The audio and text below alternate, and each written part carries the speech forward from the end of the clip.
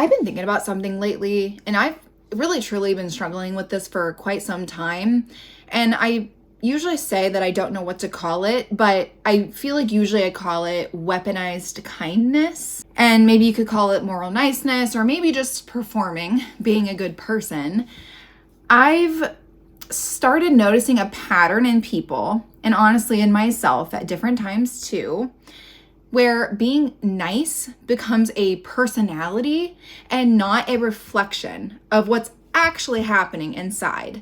So there's this belief a lot of us carry that if we are kind, agreeable, accommodating, generous, then we must be the good one in the situation. And the problem is that stops self-reflection. Because if niceness equals goodness, then any tension automatically means the other person is wrong. So instead of asking, what part did I play here? The brain will often go, after everything I've done for you? And that's when this tally system starts. I've realized that some people, they don't give, they actually document. They keep receipts emotionally, not consciously all the time, but internally there is this running list that says, I showed up for you, I helped you, I supported you, I bought you this, I forgave you.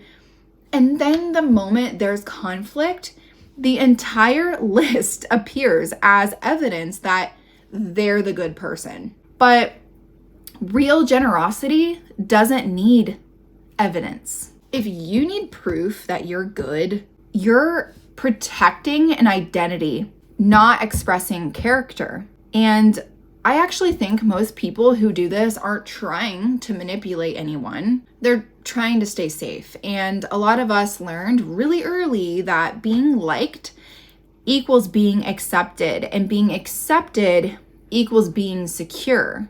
So the brain builds this strategy that if you're agreeable, you can avoid rejection. So once you avoid rejection, that helps you maintain connection. And over time, that turns into a personality, not kindness. It's more like regulation. So you're managing how others feel so that you don't feel unstable, which is also why boundaries feel so intense to some people. Because when you set a boundary, you're not just changing behavior, you're removing the feedback that tells them that they're okay. They don't experience your boundary as distance. They actually experience it as disapproval. And if their identity depends on being the good one, your autonomy feels like accusation. Something else that I've noticed is that empaths don't usually get manipulated by cruel people.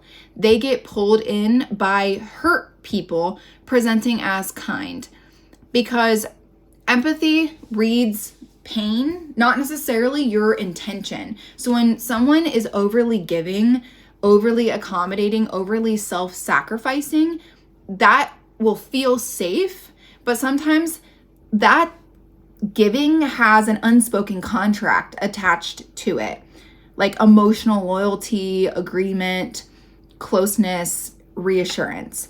And when you don't naturally provide that, the kindness turns into quiet resentment, not always outwardly, but internally. And you can feel it, especially if you're an empath like myself. You don't need to say anything to me for me to fully pick up on all of this stuff. So spiritual spaces especially reinforce this confusion, because niceness gets labeled as love a lot of the time. Agreeableness gets labeled as compassion, and avoiding tension gets labeled as being evolved. But goodness and niceness are not the same thing. Niceness fears being disliked.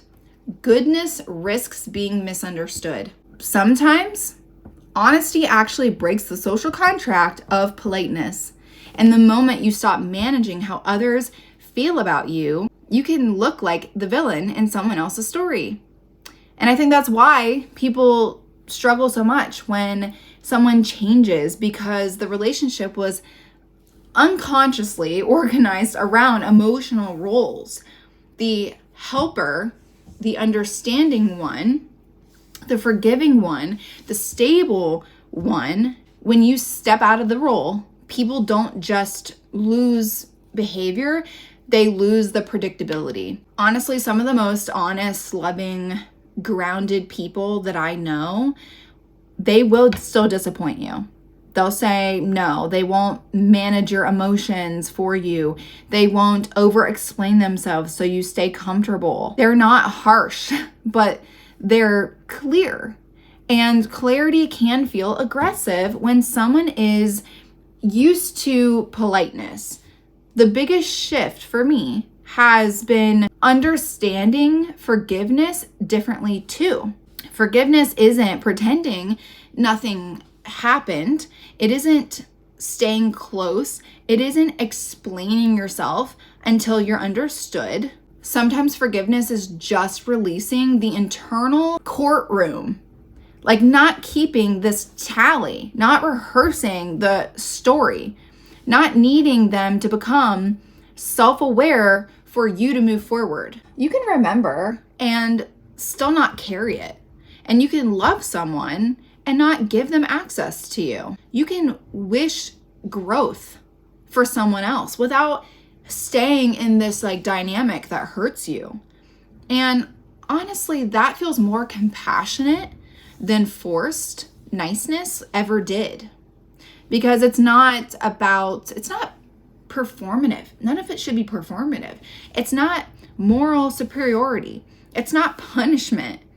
It's just no longer participating. I think what I'm learning is that being a good person and being perceived as a good person require completely different behaviors. One manages your image.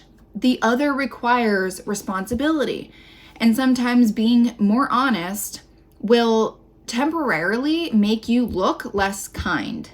But long term, it really makes you more trustworthy. And I think that trust matters more than approval. So maybe the real shift isn't learning how to be nicer.